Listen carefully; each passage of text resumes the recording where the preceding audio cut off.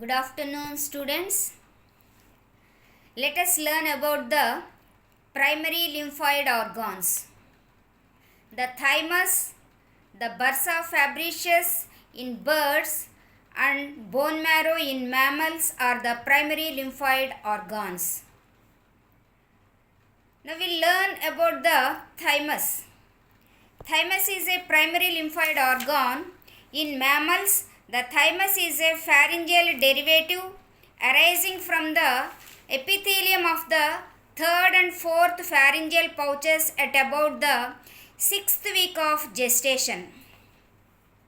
In human beings, the thymus occurs as two oval lobes just behind the top of the sternum, below the thyroid gland.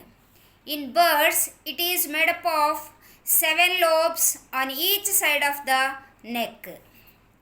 At the time of birth, it weighs about 15 to 20 grams and it increases in size after birth.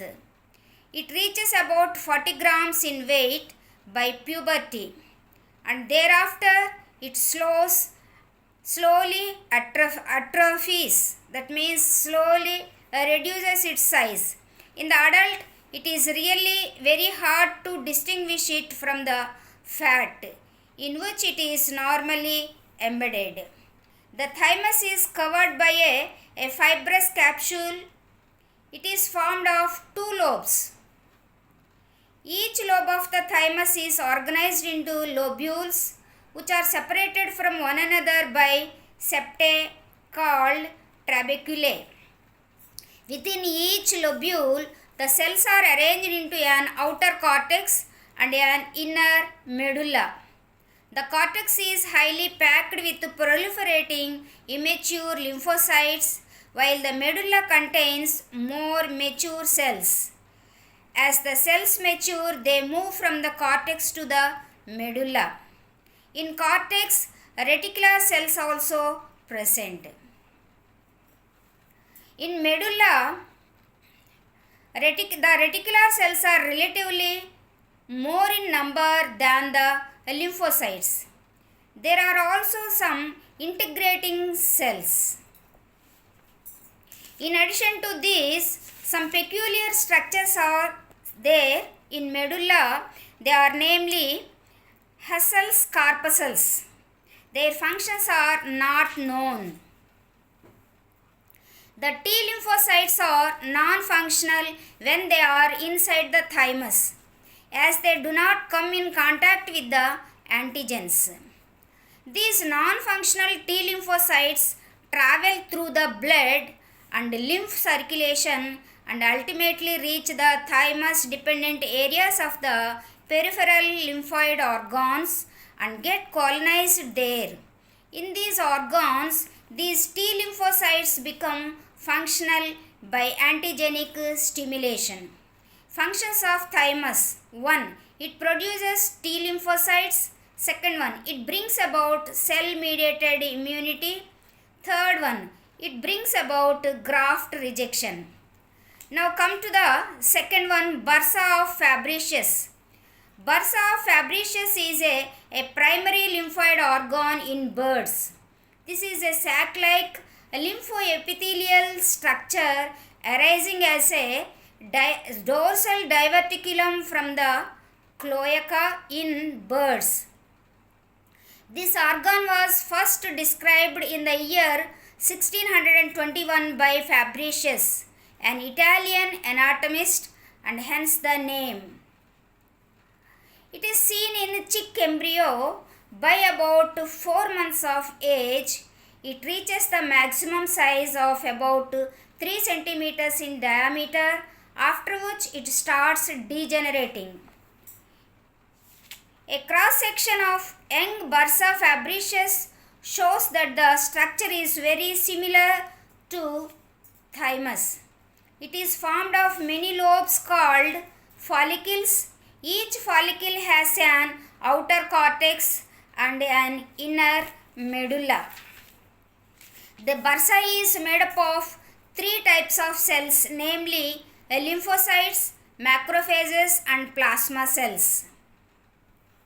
The B lymphocytes of bursa later migrate to the bursa dependent secondary lymphoid organs such as spleen and lymph nodes. There, the B lymphocytes produce plasma cells which later secrete antibodies in response to antigenic stimulus. Functions of bursa. First one, it produces B lymphocytes, macrophages and plasma cells. Second one, it brings about humoral immunity. Then come to third one, bone marrow.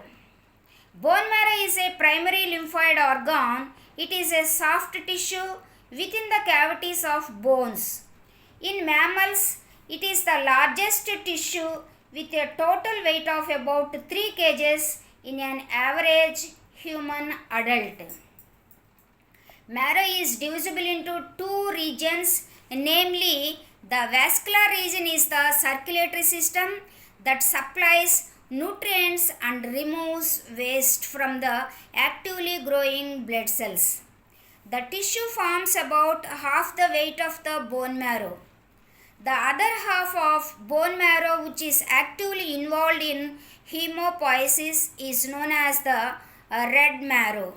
The red marrow contains totipotent cells called stem cells. The stem cells can develop into any type of develop into the various types of blood cells. Hence, the stem cells are also called hemopoietic stem cells. The development of blood cells from the stem cells is called hemopoiesis. Functions of bone marrow. First one, hemopoietic stem cells arise in the bone marrow.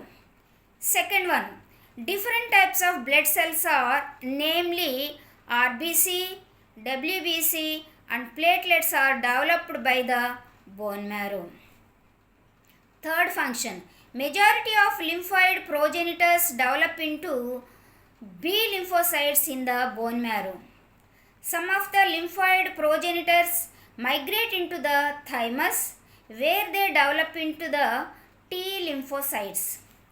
During secondary immune response, large number of plasma cells are produced in the bone marrow. They secrete large amount of antibodies. So, bone marrow is a source of antibody synthesis. Last function. Bone marrow functions both as a primary lymphoid organ and as a secondary lymphoid organ. Students, I hope you have understood well. If you have any doubt, you can post your doubt in our WhatsApp group or in the Google Classroom. Thank you one and all.